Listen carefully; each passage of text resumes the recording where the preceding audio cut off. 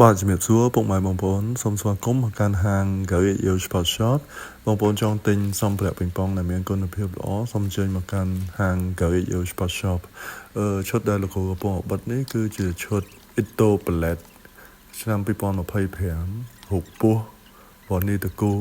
អានឹងគេផលិតតែ200ដើមលើពិភពលោកហើយគេប្រើឈើ Hinoki អាយុកាល300ឆ្នាំហើយដងនេះស្រាលហ្នឹងហើយប្រើកាបូន2ជាន់ដងនេះស្រាលតែ82ក្រាមអីទេហ្នឹងហើយលោតល្អហើយស្បែកដែលយើងបិទជាមួយស្បែក Dignic 80និង Dignic 64ហ្នឹងហើយ80សម្រាប់ forehand 64សម្រាប់ backhand សម្រាប់យើងលេងអូសលេងទះលេងអត្តៈវាយលឿនហើយចំពោះគ្នាយើងដែលចង់បានដងស្រាលហើយវាលោតដងស្រាលហើយលោតយើងវាយលឿនអាចប្រើឈុតនេះបានសំខាន់ឈុតនេះវាគេផលិតមានកំណត់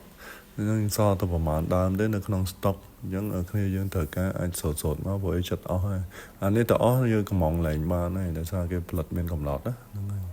ហ្នឹងហើយអរគុណច្រើនបងប្អូនបើសិនជាត្រូវការអាចតាក់ទងលោកគ្រូបានតាមរយៈ Telegram លេខ016 36 8គុត87ឬក៏អាចអញ្ជើញមកហាងផ្ទាល់ក៏បានដែរនៅផ្ទះ 38C ផ្លូវ